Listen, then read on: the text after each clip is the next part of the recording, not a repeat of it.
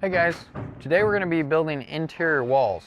We're going to be sharing a few details about what to do with your studs and things to pay attention to, like cabinet runs, tiled showers.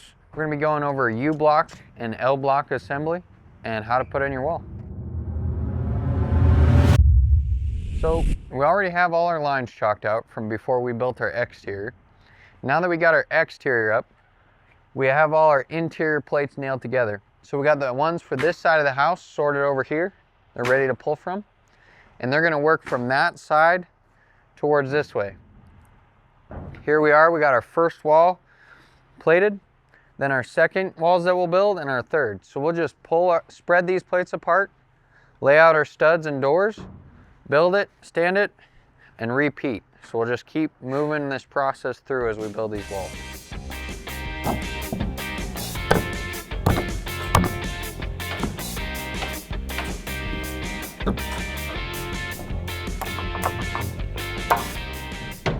So we got our plates pulled apart here. We know this is the top plate because we have markings on the top of this. It shows where our double top plates go. We're gonna make sure and have this one oriented the right way with our bottom plate down there. This way that we mark out plates, marking on the top and the sides, we did in a different video.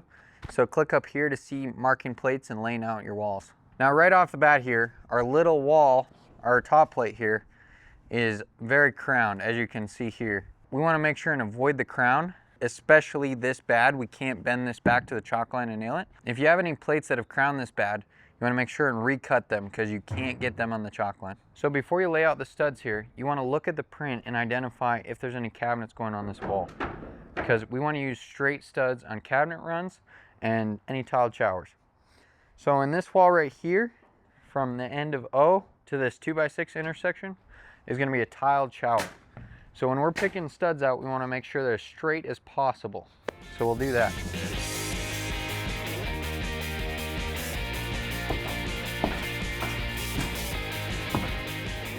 Okay, so we got our boards laid out here. We got straight studs on our shower. We have crown studs crowning up where there's no cabinets or shower. And on the ends, butting into the walls, we have slightly bowed studs. So this stud here on the end bows into our wall. When we butt this wall on each end into another wall, we won't have to fight it at all. We can nail that bow out. Also, these are pretty straight so that the drywall corners are perfect. So the trickiest part about building interior walls is putting in your U blocks and your L blocks crowned the right way and facing the right way. Now we have a little fish here, which means that this channel has to go down so that if there was water in there, the goldfish would not die. This method only works if you have your top plate labeled as your top plate. We know it's our top plate because it has our double top plate marked out on it. Here and here will end our double top plate, and it has all the marks for our studs on top. So we're gonna build our U-blocks first. So when you're building your U-blocks, it's tricky to keep the crown the same. So although this doesn't have crown here because it's on a shower, we're gonna show you guys how to keep the crown the same. So we're laid out like this, and we wanna be able to roll it back into place. So we're gonna roll it up to build it.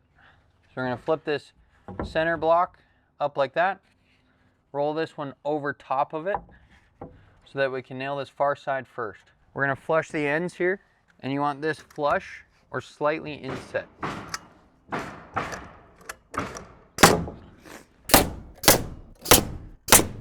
And we're gonna roll it back over. Keeping our crown the same, we'll roll the same way. Lay it on top. Now we roll it back, channel up for the fish, and our studs are crowned the same way. Now we'll do this on the 2x6 U over here. So we got our fish, which means this has to be at the bottom. So if we build it like this, we'll roll it up, roll this the same way, flush it up real well. Now we'll roll it the other way and roll this one the same way we did to keep our crown. now we're ready to nail off our studs. Like I mentioned, each end of this wall is butting into another wall. So we have a bowed stud in here, and when we nail this guy on, we want him an inset an eighth so that our plates hit the next plates. You want your plates to be tight all the way around so that when they're cut the same length and you plumb your walls, it plumbs both sides. You don't want your stud sitting out pushing your plate off because that's going to mess up your plumb. So we're going to inset it an eighth, flush it up on top. Now this stud splits these two plates halfway and splices them together. So we want to make sure when we nail this on, we're nailing a ways back from the edge so it doesn't crack. It's less likely to crack. And then when we put this next one on, we want to make sure it's as tight as possible here. There we go. When I nail studs in, I'm using my hand to grab the board, my pointer finger to flush it up, and I'm nailing the bottom first. I'm checking for square with my eyes while I nail this together.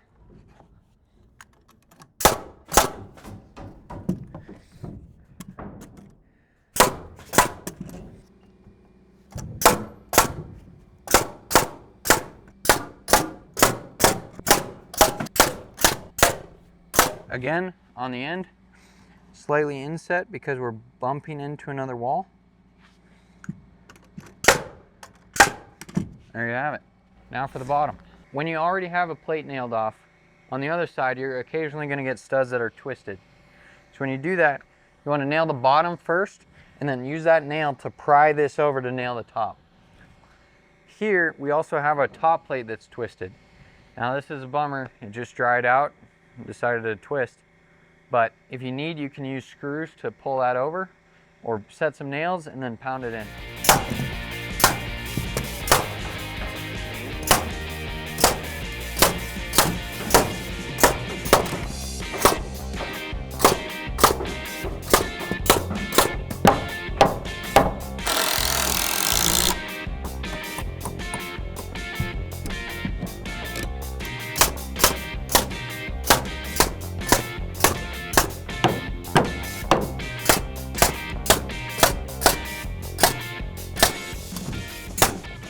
Okay, so now that we got our wall built, last thing to do before we stand it is to double top plate it.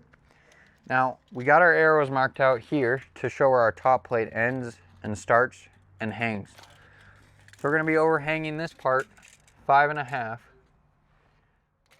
We're going to go a little bit short so we don't have to fight it to get it plumb. So we'll go 23 and 5/8. Then we got from here to our next wall intersection.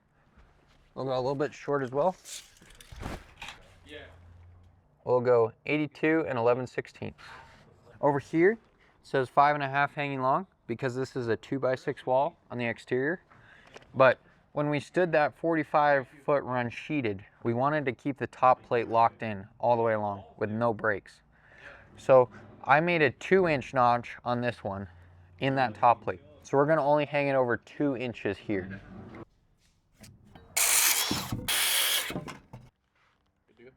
So when we're double top plating on the ground here, we want to make sure and leave enough room for our 2x4 to overlap. We're doing 2 nails above every stud and 4 nails, 2 on each side of the seams here to hold this seam together very well. The reason we nail only above studs is so that any trades after us drilling through this don't have to worry about hitting a nail. When you have a top plate overlapping here and you're going to be sliding another wall in, you just want to tap it up a little bit, an 1/8 or so that it's easy to get that wall in. Then you pound it down and nail it after it's stood. We can either lean this wall up and start stacking walls and building them, or we can put it right in place. We're going to put this one in place, and then after that we're going to stack walls against it.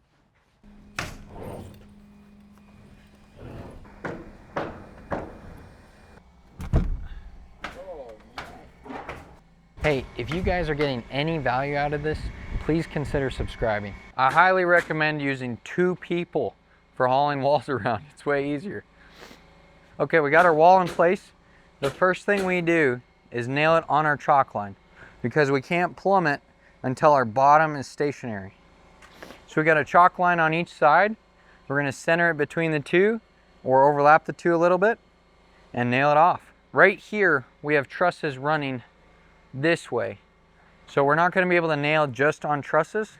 So we're going to nail right next to each stud so that when electricians and plumbers are drilling, they can just go right in between the studs. So right here, we can see our chalk line. So we're going to bump it over to that. We're split on both sides. And we want to make sure that our plate is tight to this exterior wall. Ooh.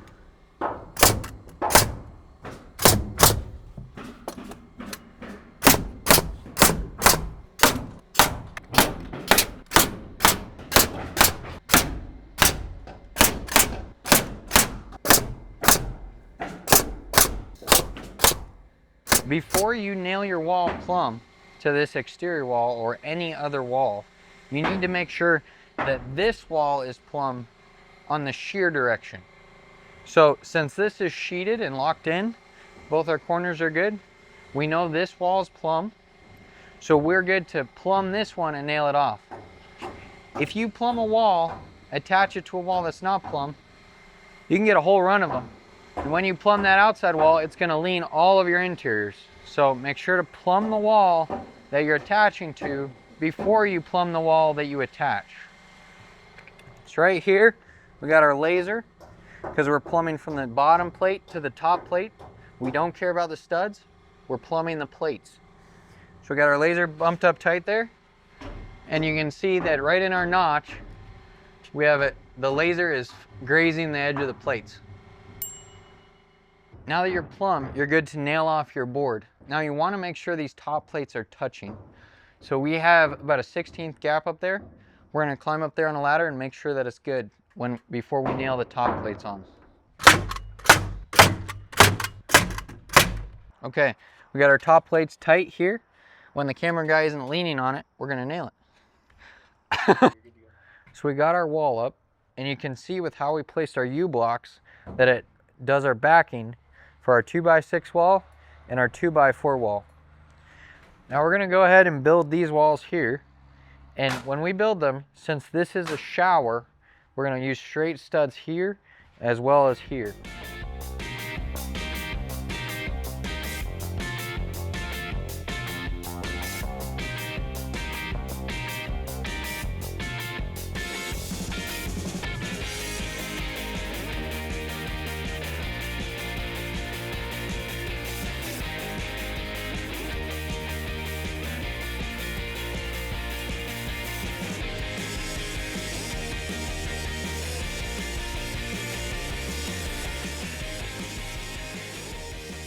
So we're on to the other wall now. We got all our studs laid out here. We got straight studs where the tiled shower goes. We got crown studs in the bathroom.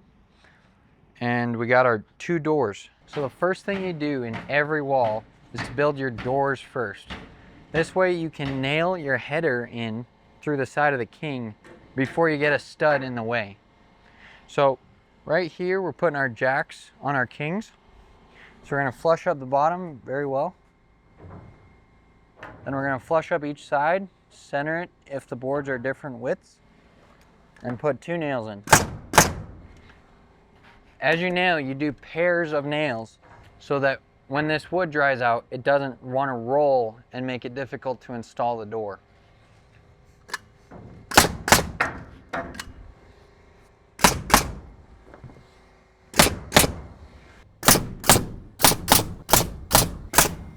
So I'm putting my header in here. I'm going to make sure that this is flush and tight. Then I'm going to nail down through the jack. And then 2 in the side. Now before we put this top board in, we want to make our cripple marks on it. So we're going to put it up here by the top plate, flush it up on these king lines here, and then make a mark for our cripples.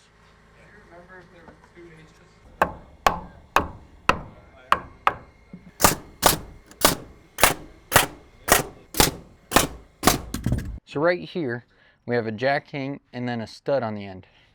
Now the reason we do 3 boards here is so that they have room to put their casing around the door after drywall. If at all possible, we try and put our openings 4.5 inches off the end. So with these, when you run into this, you want to put your stud on first on the end here, and then you want to flush or slightly inset this stud on this plate, which when you put these 3 boards together, it might grow a little bit past 4.5. So the first thing you do when you're nailing your door on, after you got this board on, is to nail this on the end here. You want it slightly inset. So then it might push our jack slightly past the jack mark. So we want to make sure and move it on the other side. And that allows us to plumb this opening even though it's shifted 1/8 or so. So right here, this whole king jack stud unit is a little twisted. So in order to square it up, I'm just going to pick up this plate here till it's square, because I want my jack to be square. Nail it off. So now we're inset here. We're barely past our jack line, so we're probably good. We want to keep our rough opening. We're inset 1/16 on this. So over here, we're just going to push this jack a little bit past its line to keep it plumb. Flush it up, nail it off. Right here, we have a U-block next to our king jack. Now, this is quite a bit of lumber. Some people don't do this, but we put it in just so the drywallers can screw right in the corner every time. To nail these together next to the king jack here, it's a little tricky, especially if this channel was facing down. If this channel is facing down, we would go ahead and nail this together, put it in, but not nail it to the king until it was stood up. In this scenario, we can nail it together and then nail it to the king through here, through the channel.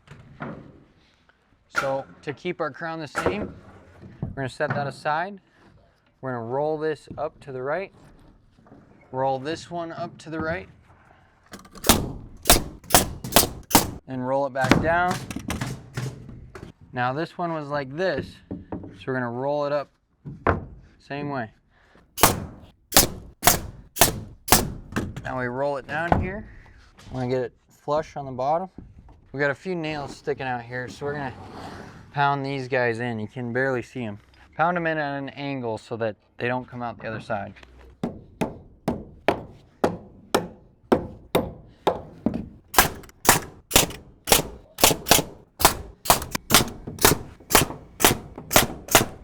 There you have it. So now we're good to nail our doors in.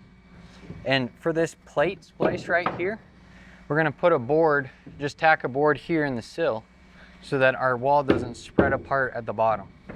When I nail these jacks on, I'm only looking at the jack line to make sure it's flush and making sure that this is somewhat square.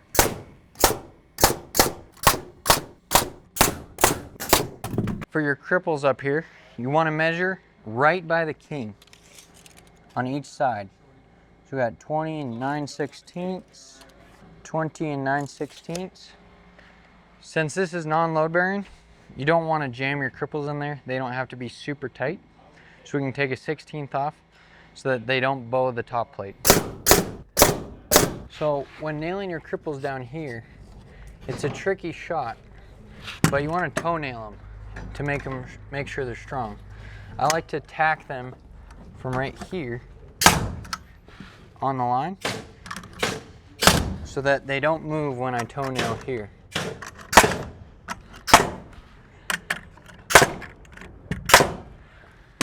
When you do this tack, make sure to pound it in if it's sticking out, or otherwise it's going to mess up drywall and trim right there, make it difficult.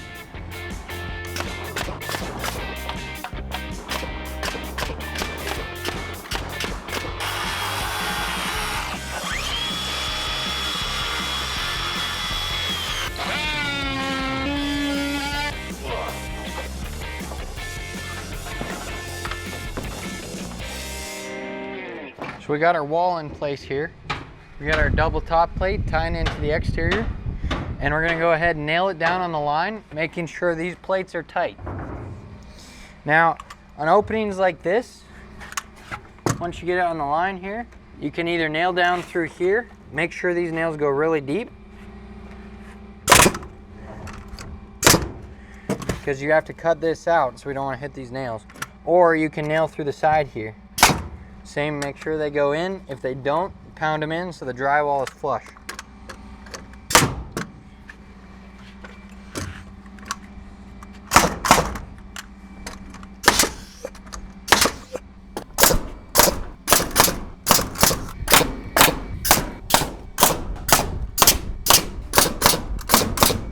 So when you're putting a wall on and you're butting it into other walls, you want to make sure those plates are tight.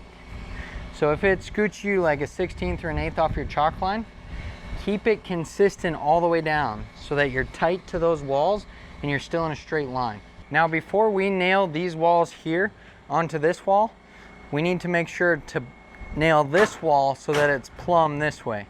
We might have to throw a brace on the exterior here to make sure that it's plumb left to right before we nail those. Right here, it can be hard to nail this wall into this backer here.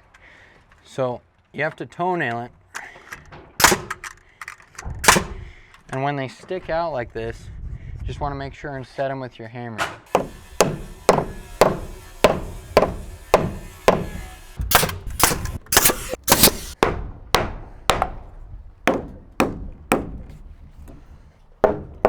So right here, we got our laser up. This wall's already plumbed this direction. So now we're good to shoot it when we're plumb on this wall.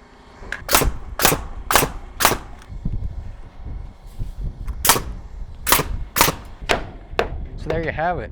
Hopefully you guys can understand how to build interior walls now and a few things you should pay attention to. Our tolerances for plumbing interior walls are a 1/4 inch lean on a 9-foot wall. If it's worse than a 1/4 inch, we will tear stuff apart and cut it all to fix it. If we're on a cabinet wall, we want it within 1/8 of an inch because those walls need to be plumb. It makes the next part super easy.